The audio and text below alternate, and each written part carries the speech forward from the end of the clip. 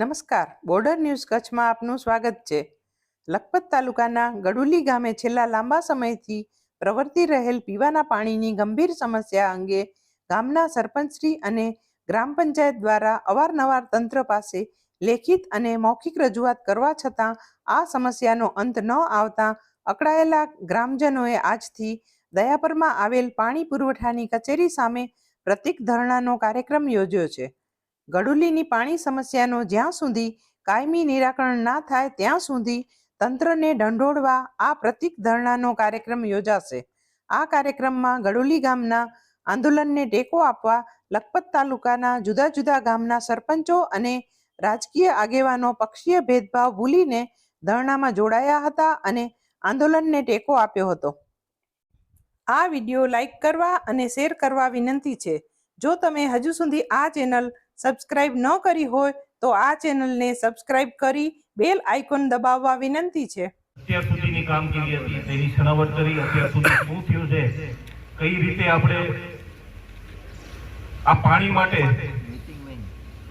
અત્યારે જજુમી રહ્યા છીએ.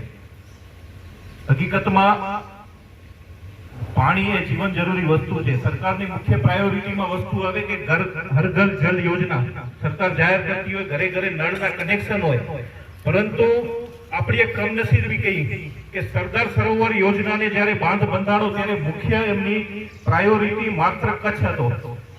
એમને જે આ ડેમ મંજૂર થયો ત્યારે કેન્દ્ર સરકારમાં પ્રસ્તાવ કર્યો કે કચ્છને પાણી પહોંચાડવા માટે અત્યારે ડેમની જરૂર છે, પરંતુ આપણી કમનસીબી કહીએ કે જે ડેમ બન્યો તે ડેમમાંથી સમગ્ર રાજ્ય પિયતમાં થઈ ગયું. એના સિવાય મધ્યપ્રદેશ અને રાજસ્થાનને પાણી પહોંચતું થયું, એમાં પણ સિંચાઈ માટે પાણી પહોંચતું થયું, પરંતુ લખપત માટે અત્યારે આપણે પીવાના પાણી માટે પણ વલખા મારી રહ્યા.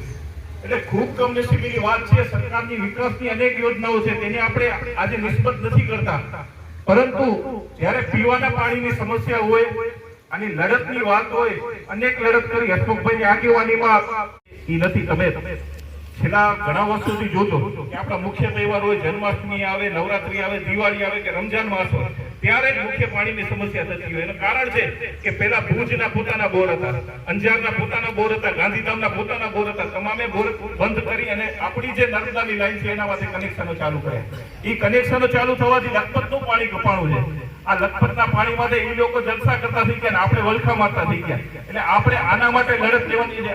હાઈવે ઉપરથી આવે તો તમામ કંપનીઓના કોમર્શિયલ કનેક્શન આપણી લાઈનમાંથી કરવામાં આવે છે. જીએમડીસી સામે પણ અમે 2 મહિના અગાઉ હડતાલ કરી ત્યારે કનેક્શન કાપ્યો તો પાછો જોઈન્ટ થઈ ગયો.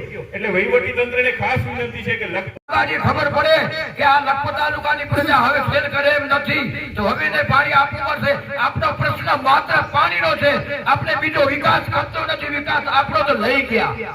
વિકાસ શું થાય? આપણા રોડ બંધ કરી દીધા. તમે વિચાર કરો, જો બના છે અમારા ગડુલીની બસો ના આવે, પાંચરો ન જાય, અહીંયા ડેપર આવવું પડે. અમારા ગામના બધા ધારીસીના તમામ માણસોને અહીંયા ડેપર આવવું પડે ગાડીમાં ચડવા.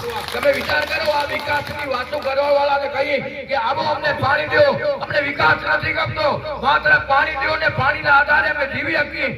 પાણી વગર જીવાય કેમ? તો મિત્રો, આપણે જયારે આપણા પ્રતિનિધિઓ બેઠા હોય, અમારા પત્રકાર બોલા જોશીભાઈ, અમારો આ જો આશાપુરા અને આ અમારો જીવ ભાસ્કર વાળા, આ તમામ પત્રકારોને વિનંતી કરીશ કે તમે યાર એવી જાહેરાત કરો કે સરકારમાં મુખ્યમંત્રી બેઠા હોય એને ખબર પડે કે હવે આ ભલે સેવાના માટે બેઠા હોય પણ ન્યાય માંગવા માટે તૈયાર છે. ત્યારે કાલ મુખ્યમંત્રી આવ્યા હોય અને જે મળવા ન દીધું હોય, અને મને શરમ થાય કે આપણી સરકાર હોય અને એના હંમેશા આપણે આંદોલન કરવું પડે, એ કેટલી શરમજનક વાત કરે.